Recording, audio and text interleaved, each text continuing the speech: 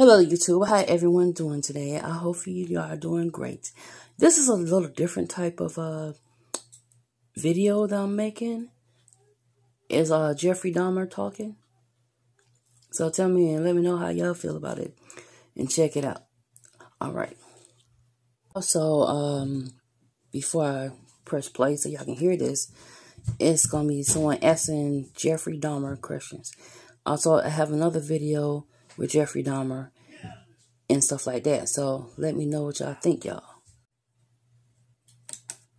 What's wanting to control them, to, I don't know how to put it, possess them permanently. And that's why you killed them. Right. Not because I was angry with them, not because I hated them, but because I wanted to keep them with me. And as my obsession grew, I was saving body parts such as skulls and skeletons. Jeffrey Dahmer is recalling his monstrous past. Almost 2 years ago in this little apartment in Milwaukee, police discovered the grisly remnants of one of the most horrible crime sprees in American history. Jeffrey Dahmer, an unassuming chocolate factory worker, would eventually confess that he had seduced, murdered, and dismembered 17 young men. He even ate some of his victims' body parts. He instantly became the center of worldwide media attention, a serial killer unmasked. There were protests and press conferences in Milwaukee as people tried to understand how this could have happened in their midst. How did Jeffrey Dahmer get away with murder after murder for 13 years?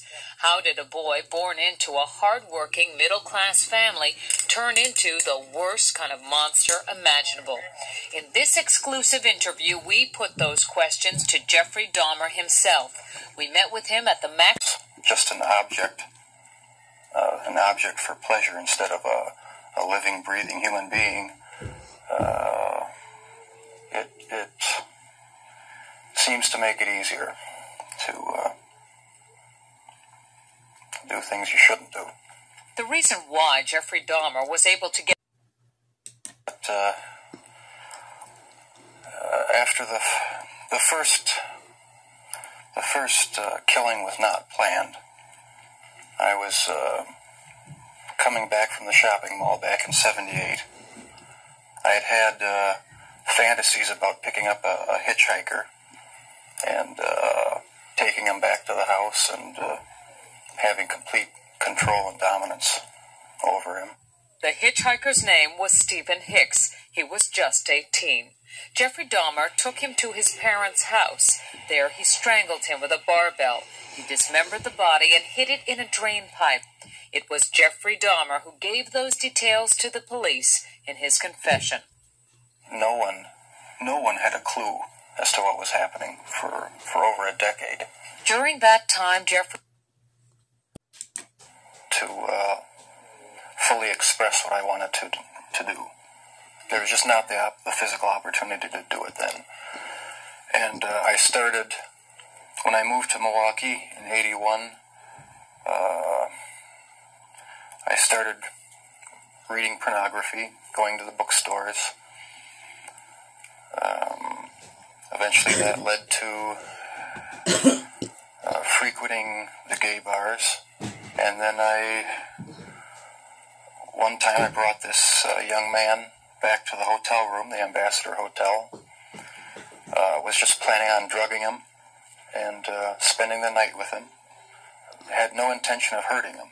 When I woke up, apparently I had beaten him to death with my fists. And you have no memory? It was almost a surge of energy. I wouldn't have to worry about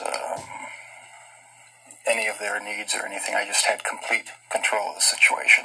But Jeffrey Dahmer was out of... The one he picked up in the hotel, he chopped him up and hid him in his grandma's house. And also, he took Polaroid pictures. After that one, he started taking Polaroid pictures of him. I'm guessing he elected it or something. I don't know. Y'all tell me. Well, people, when they are sick in their head and they just do things like that, they don't just stop with one. They kill more people, take more photos, and to the point that it probably be one every now and then, do probably 3 or 4 in the same week or month. People that does stuff like that, the more they do it, the more killings they do. First it starts little, 1 or 2, and then 1, and then a week or a month go by, and it's like each time they kill, it cuts the time in half. How many times he want to fucking do it?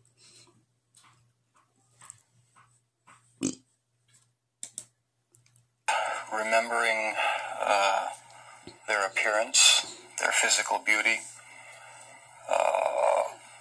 I also wanted to keep something. If I couldn't keep them there with me whole, at least I felt that I could keep their skeletons. And I even went so far as planning on setting up an altar with the 10 different skulls and skeletons. And what was the... He wanted to make an altar and keep 10 different skulls so he can watch them and look at them. So, you know, it's a whole bunch of videos, a whole bunch of Polaroids of him shoot. Ain't no telling. He probably posed them up, had them in chairs like they're drinking and stuff, with all the blood dripping from them and stuff. Just sick.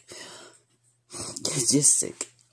I didn't even think about that. That made me crazy. A point where I could,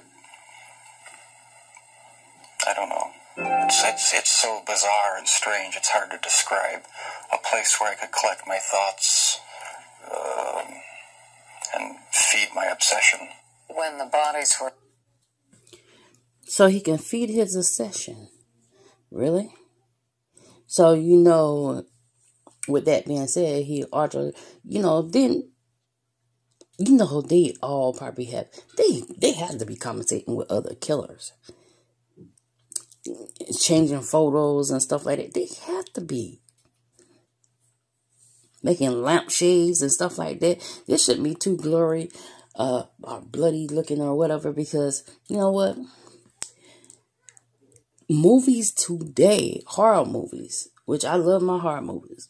I'm sure a lot of other people probably do love the horror movies. But you ever notice, like, for instance, this guy was in a car, he got shot in the head, and it was blood squirting everywhere.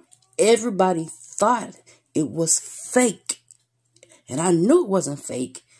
Because how they gonna make it shoot out like that? There was no movie producers. So I knew it had to be real because, but when you see it in movies, it's more glory. It's like blood splattered everywhere. But as you see a person get shot in the head, how it squirts out. But with everyone that's so attached to movies and all the blood and gore, when you see something actually happen like that, it don't look real. Because the scary movies and stuff and the blood that they have is fake. So it's never going to look the same. It's never going to look the same. Because actually your own blood is a fucking like a light kind of pink.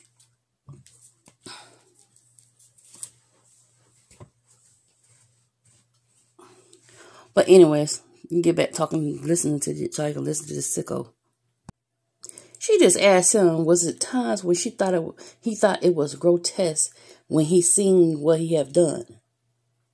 And he says, yeah, it was times. You killed over 10 people. You talking about something, yeah, it was time. So you thought it was, but you know, that right there should have scarred you enough to where you would stop killing people. If it was like that.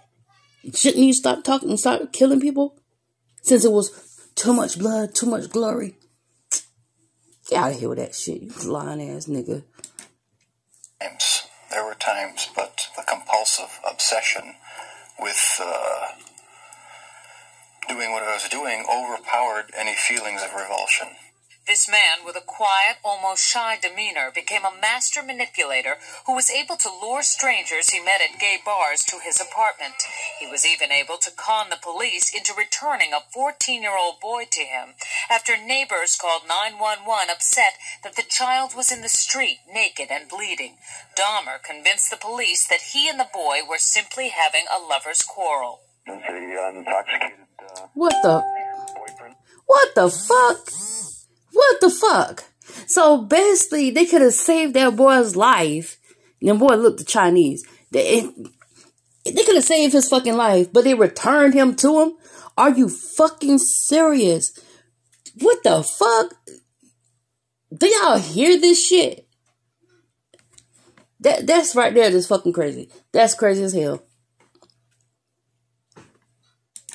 Of another boyfriend. Well, how old was this child? He wasn't a child, he was an adult. After the police left, Jeffrey Dahmer murdered that boy, Conorak Synthesomphone. This man says he had a near-fatal encounter with Jeffrey Dahmer. He wanted to take some picture of my back. He hit me with a rubber hammer on my neck. He was lucky to escape because by then the killing had become almost routine. Before you went out to pick up the man, was there any kind of ritual you went through? I'd go to the nightclubs, drink, watch the, It was a kind of a ritual. He wasn't a damn Satanist. Obviously. And if he was, he ain't talking about it. It was a kind of ritual. Damn, woman, you don't ask the right questions. What was you thinking? Why did you do it? After you said that it was fucking glory and it was just too much for you, why did you keep going on doing it? What was in your mind? Why do you sit and do stupid shit like that? Why do you nasty shit like that? You know, whole bunch of questions that she could have asked, but she just act all simple. Man, what the hell? Some reporters are... the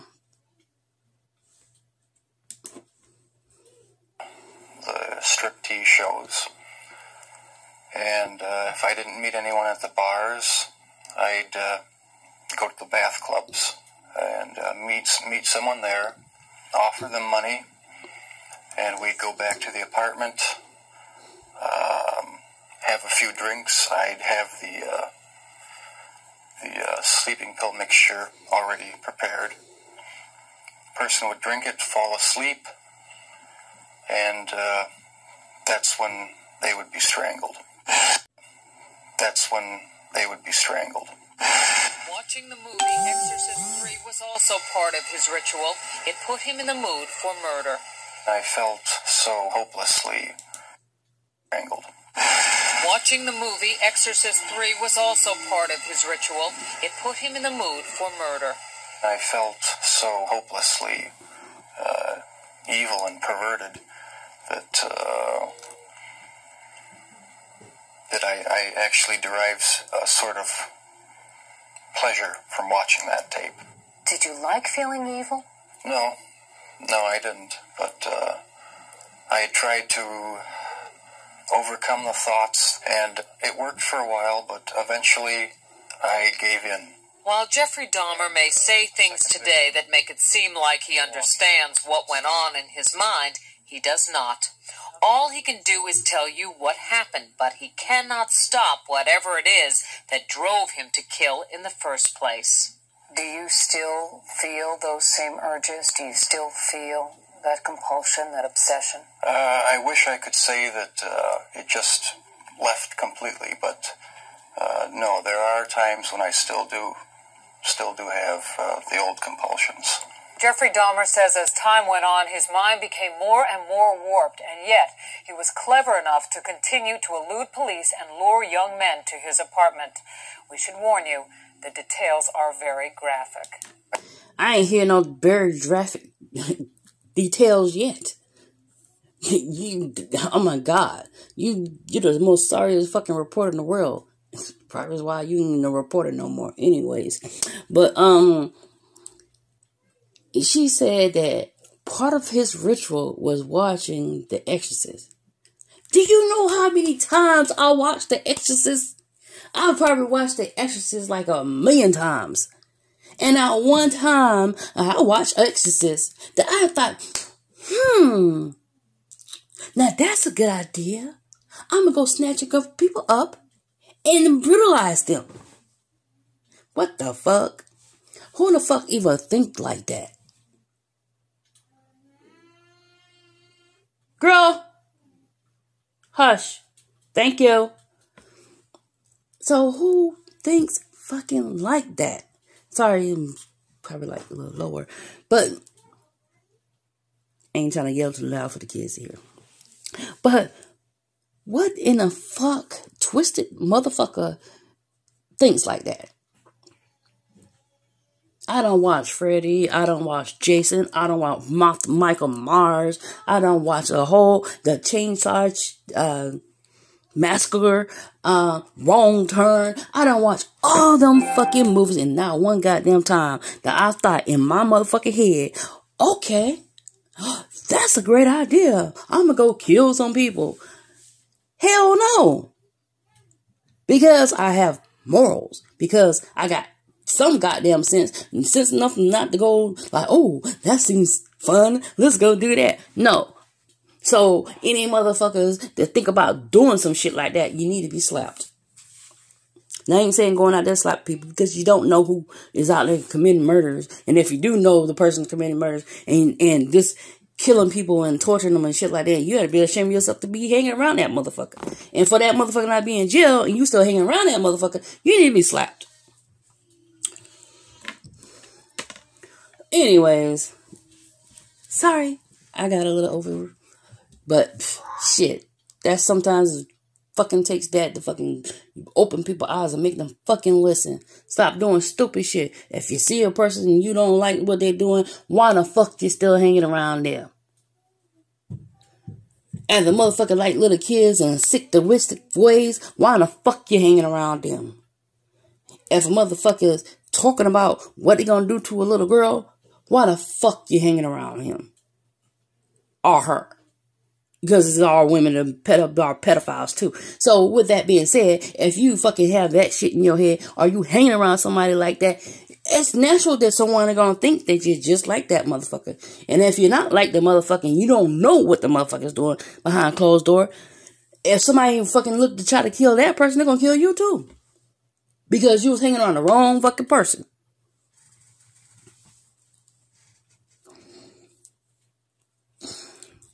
Anyways, finish listening to this dumb hoochie. I started having these obsessive thoughts when I was about 15 and 16, and they got worse and worse. What were your fantasies about? They were sexual fantasies of control, power, complete dominance. They became reality. Was there pleasure in that fantasy? There was excitement, fear, pleasure, all mixed together. She said, what kind of fantasies? Was it pleasure in that fantasy? I'm sorry, but I think just about the majority of the fucking men in the world have fantasies about having sex and like the tie bondage or whatever. But guess what? The men that like to do bondage, majority of them that go around killing a bunch of boys and girls or women. Complete dumbness. What the fuck? Nigga, you was just sick in your fucking head. And nobody noticed this shit, that you was just that damn sick. Obviously, you probably didn't have no friends. And if you did have some friends, they sure the fuck didn't say nothing. And if your friends knew you were doing that shit, they should be in jail right with your ass. Jeffrey Dahmer fulfilled his fantasies by murdering and dismembering 17 young men. In time, his desires became more extreme, his deeds more grotesque. One looked like he's Chinese, the other ones looked like they were black. All of them looked like they were black. Listen to him talk about the most unnatural things in the most matter-of-fact of ways. That's when you realize that none of it has touched him. I was branching out. That's when the cannibalism started. Eating of the heart and the arm muscle. It was a way of making me feel that they were a part of me. At first it was just curiosity, and then it became compulsive. Then I tried to keep the person alive by inducing a zombie-like state.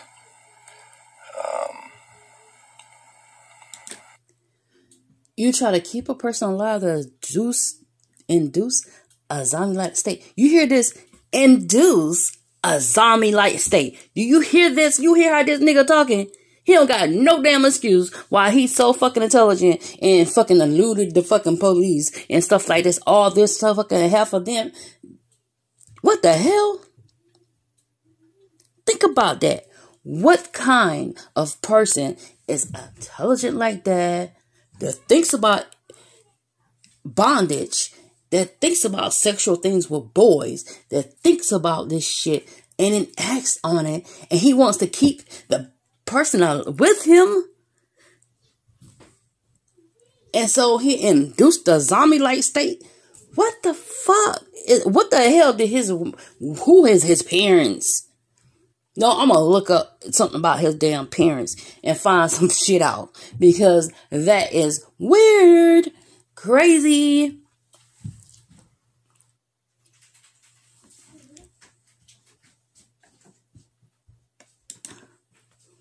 By injecting first dilute acid solution into their brain, or hot water, and it never did completely work. Could someone like you be stopped? Could you be helped? No, I was dead set on going with this compulsion. It was the only thing that gave me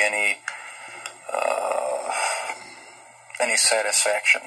He became so warped by his evil impulses that he even took a victim's head with him to work at the Ambrosia Chocolate Factory. I kept the mummified head and skull of one of the victims in a carrying case in my locker at work. Were you almost flaunting it? Yes, but that's how strong the compulsion was. That's how bizarre the desire was. I wanted to keep something of the person with me. Jeffrey Dahmer exhibited some disturbing behavior early on. This motherfucker took a head to work. How in the hell nobody can smell that shit? Written flesh that is rotten. Wouldn't that smell something awful? So how in the fuck nobody smelled it? Why in the fuck nobody smelled that shit? What the fuck? He began drinking heavily as a teenager, dropped out of college, was arrested for indecent exposure, disorderly conduct, and fondling a 13-year-old boy. Tragically, one of his murder victims would be that boy's brother. Do you know what started it? Was there any kind of incident that you can remember? To this day, I don't know what started it.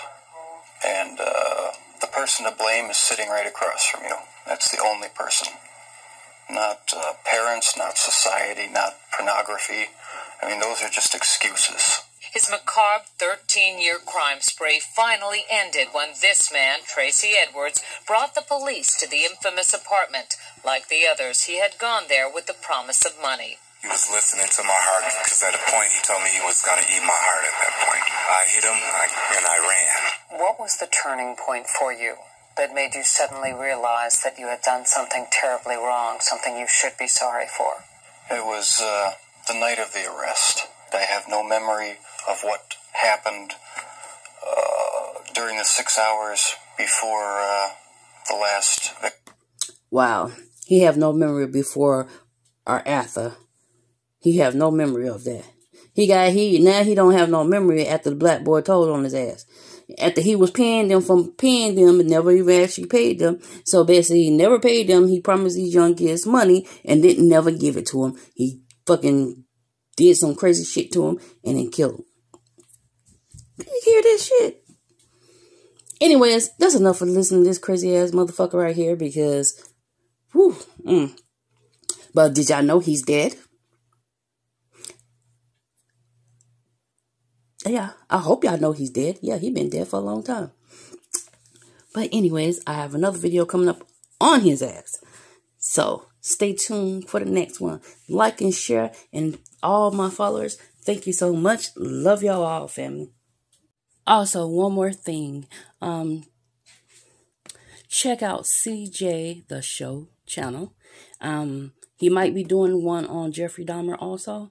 Check it out. He will probably like read from like his life and what type of stuff doing. So it might take him a couple of videos. Also, check out Big Mama Show. She talks about Cupcake, Camille. So check them two channels out. Y'all have a nice one.